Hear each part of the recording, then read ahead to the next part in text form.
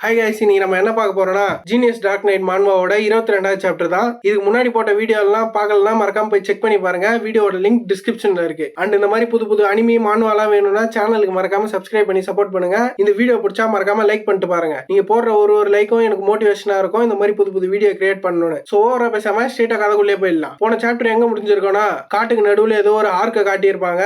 அந்த ஆர்க்கையும் யாரோ கொண்டிருப்பாங்க. அது யாருன்னு காட்டியிருக்க மாட்டாங்க. அதோட தான் போன சாப்டர் முடிச்சிருப்போம். இந்த சாப்டர் அதுல இருந்து தான் கண்டினியூ ஆகுது. சாப்டரோட ஸ்டார்டிங்லயே 2வது நாள் நாங்க எப்படியும் அந்த என்ட்ரன்ஸ்ல இருக்கிற இடத்த பத்தி ரொம்ப நல்லாவே தெரிஞ்சுக்கிட்டோம். என்னன்னு பார்த்தா ஹீரோவோட குரூப் தான் அங்க இருந்து நடந்து வராங்க. ஹீரோவும் மனசுக்குள்ளேயே நாங்க சேடனுக்கு போறதுக்கு இன்னும் ரொம்ப தூரம் இருக்கு, அதுதான் எனக்கு கொஞ்சம் கவலையா இருக்கு. ஆனா இந்த விஷயம் உண்மையாலே ஒரு நல்ல விஷயம் தான். ஹீரோ அண்ணனும், நாக்ஸ் நம்ம பின்னாடியே வந்துட்டு இருக்கேன், அந்த ஆர்க்ஸ பத்தி நீ என்ன நினைக்கிற? அந்த ஆர்க்ஸை எப்படியாச்சும் உன்னால அடிச்சு துரத்த முடியுமா? ஓ கண்டிப்பா, நம்ம நினைச்சா இந்த இடத்துலயே ஒரு லார்ஜ் ஸ்கேல் சப்ஜுகேஷனை பண்ண முடியும். ஆனா நம்ம கண்டிப்பா சுத்தி இருக்க மத்த மான்ஸ்டரோட அட்டென்ஷன் எல்லாம் நம்ம கேதர் பண்றோம்.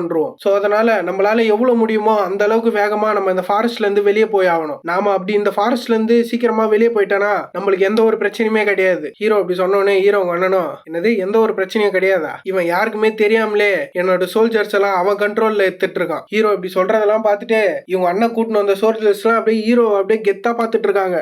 யங் மாஸ்டர் நாக்ஸ் எவ்வளவு வெயிட், நிறைய விஷயம் அவருக்கு தெரிஞ்சுக்குது அப்படின்ற மாதிரி. ஹீரோ அவங்க அண்ணன் குரூப்ல இருந்த ஒருத்தனும், யங் மாஸ்டர் நாக்ஸ் நீங்க ஏன் போகும்போது இந்த கிரவுண்டை தட்டிட்டே போறீங்க? ஏன்னா இந்த மாதிரி இடத்தெல்லாம் மான்ஸ்டர் எந்த டைம்ல வேணா வரும். இவனுங்க அதை கேட்டு எதே மான்ஸ்டரா? ஹீரோவோ ஆமா, அதுவும் இந்த இடத்துல அப்படின்னு சொல்லும் போது தரெல்லாம் அப்படியே அதிருது, குதிரைங்க எல்லாம் செதறுது. பச்சை மண்டியும் அதை பார்த்துட்டு பதறான். என்னன்னு பார்த்தா தரையை ஒடிச்சுன்னு ஏதோ வருது. ஹீரோவும் இதுக்குதான் காத்து நின்ற மாதிரி, ஆஹா நீ கடைசியா வெளியே வந்துட்டியா? பார்த்தா ஒரு பெரிய எர்த்துவாம் தான் வருது. அது பார்க்க அப்படியே பயங்கர கொடூரமா இருக்குது. அது எவ்வளவு பெருசு இருக்குதுன்னா முன்னாடி இருக்கிற குதிரை எல்லாம் குட்டி குட்டியா இருக்குது அதுக்கு முன்னாடி. இப்ப அந்த வாமை பத்தி சொல்றாங்க. இந்த வாம் இது ஒரு மான்ஸ்டர். இது பார்க்க எப்படி இருக்கும்னா பாம்பு மாதிரியும் இருக்கும், அதுவும் இல்லாம எர்த்துவாம் மாதிரியும் இருக்கும். இந்த இன்னர் லூனட்டிக்ல இது எல்லாருக்கும் எப்படி தெரியும்னா, இது ஃபுல்லா டெவலப் ஆகாத ஒரு மால் ஃபார்ம் டிராகன். அதனால இது ரொம்பவே நல்ல விஷயம். அதனால எந்த ஒரு மேஜிக்கும் பண்ண முடியாது. ஆனா அதுக்குன்னு இதை சும்மா விட்டுற முடியாது. இது பயங்கரவே ஸ்ட்ராங்கான ஒரு ஆளு. எங்களை நோக்கி 10 ஆர்க்ஸ் வந்தாலும் நாங்க அதை எல்லாத்தையும் அசால்ட்டா தூக்கி போட்டுருவோம். ஆனா இந்த மான்ஸ்டர் ரொம்பவே டிஃபிகல்ட்டான ஒண்ணு. ஆனா நான் இதை தான் ரொம்ப நேரமா தேடிட்டு இருந்தேன். அது என்ன பண்ணுதுன்னு பார்த்தா அங்க கீழே இருக்கிற குதிரையை ஒரே கட்டி அதை பார்த்துட்டு ஹீரோ வில்லத்தனமா சிரிச்சிட்டு இருக்கான். சிரிச்சுட்டே, எனக்கு தெரிஞ்சு நான் கிரவுண்டை எதுக்கு தட்டுன்னு இருந்தேன்னு அந்த சோல்ஜர்ஸுக்கு எல்லாம் தெரிஞ்சதுன்னா கண்டிப்பா ஷாக் ஆயிடுவாங்க. நான் எதுக்கு அந்த கிரவுண்டை தட்டிட்டே வந்தேன்னா, நான் அப்படி தட்டினா மட்டும் தான் கிரவுண்டுல இருக்க இந்த வார்ம்ஸ் எல்லாம் வெளியே வரும். அப்ப அந்த பையன் வேணும்னேட்டு தான் அந்த கிரவுண்டை தட்டிட்டே வந்திருக்கான். கேட்டா மான்ஸ்டர் வருதான்னு கண்டுபிடிக்கிறேன்ட்டு கம்பி கட்டி இருக்கான் அந்த சோல்ஜர்ஸ் கிட்ட எல்லாம். இவனும் இதெல்லாம் யோசிச்சுட்டு நல்லவன் மாதிரியே அவனுங்களை பார்த்து, சோல்ஜர்ஸ் எல்லாம் பேட்டிலுக்கு ப்ரிப்பேர் ஆகுங்க, எல்லாம் போயிட்டு அந்த புதார்க்குள்ள ஒலிங்க, சைட்ல இருந்தவனும் எதே ஹைட் பண்ணுமா, அப்ப நம்ம அந்த மான்ஸ்டரை நோக்கி அட்டாக் பண்ண போறது இல்லையா?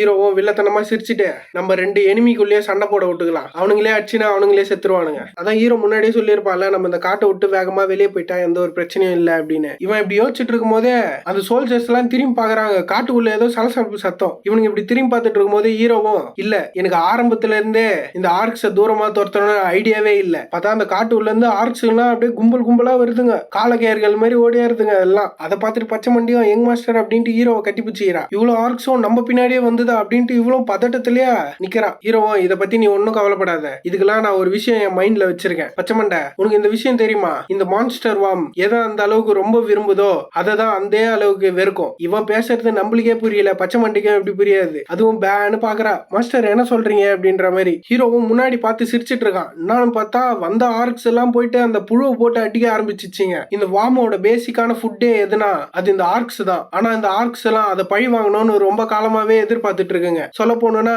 பேசிக்கா இது ரெண்டுமே எதிரிங்க தான். அதனால ஸ்கில்டான அட்வென்ச்சர்லாம் இந்த விஷயத்தை எப்படி யூஸ் பண்ணணும் உங்களுக்கு நல்லாவே தெரியும். என்னது யூஸ் பண்றீங்களா? பார்த்தா அந்த மண்புழுவும் வாயை திறந்துன்னு போய் ஒரு ஆர்க்ஸை போட்டு அப்படியே ஒரே கட்டி சுத்தி இந்த ஆர்க்ஸ் எல்லாம் அந்த புழு மேல ஏறி பகால் பிகில்னு குத்தினுக்குதுங்க எல்லாம். பச்சை மண்டியும் அதை பார்த்துட்டு அதுங்க மாத்தி மாத்தி அதுங்களுக்குள்ளேயே அடிச்சுக்குது. ஹீரோ அண்ணனும் இங்க என்ன நடக்குதுன்னு ஒன்னும் புரியாம ஷாக்லயே பார்த்துட்டு இருக்கான். பார்த்துட்டு, அட்டச்சா நாக்ஸ் இந்த விஷயம் எல்லாம் உனக்கு எப்படி தெரியும் அப்படின்ட்டு கான்ல பார்த்துட்டு இருக்கான் அவனும். பச்சை மண்டியும், இது இப்படியே நடக்குதுன்னா நம்ம ரைட்டான மூமெண்ட்டுக்கோசரம் வெயிட் பண்ணுமா யங் மாஸ்டர் அப்படின்னு கேக்குறான். இதுங்க போட்டு மானவரியா அந்த புழு அடிச்சிட்டு இருக்கும் போது ஹீரோவா சைட்ல இருக்கிற கல்ல பொறுக்கி தூக்கி அடிக்கிறான். எங்க போகுதுன்னு பார்த்தா எல்லாம் போய் அந்த ஆர்க்ஸ் மேலதான் படுது. பச்சை மண்டியம், யங் மாஸ்டர் என்ன பண்றீங்க? நீங்க மட்டும் அந்த ஆர்க் அட்டாக் பண்ணீங்கன்னா அது அந்த புழு அட்டாக் பண்ணாம நம்மள வந்து அட்டாக் பண்ண ஆரம்பிச்சிடும். இவ இப்படி பேசிட்டு இருக்கும் போதே ஹீரோக்கு டப்புன்னு நிறைய நோட்டிபிகேஷன் பார்லாம் ஓபன் ஆகுது. உங்க ஸ்ட்ரென்த் 0.1% இன்க்ரீஸ் ஆகுது, உங்க லைஃப் ஸ்பேன் இன்க்ரீஸ் ஆகுது அப்படின்னு. நீங்க அந்த ஆர்க்ஸை தோக்கடிச்சதுனால உங்க லைஃப் ஸ்பேன் 8 ஹவர் இன்க்ரீஸ் ஆகுதுன்னு வருது. என்ன மேட்டர்னா அந்த புழு வந்து அந்த ஆர்க்ஸ் அடிக்குதுல,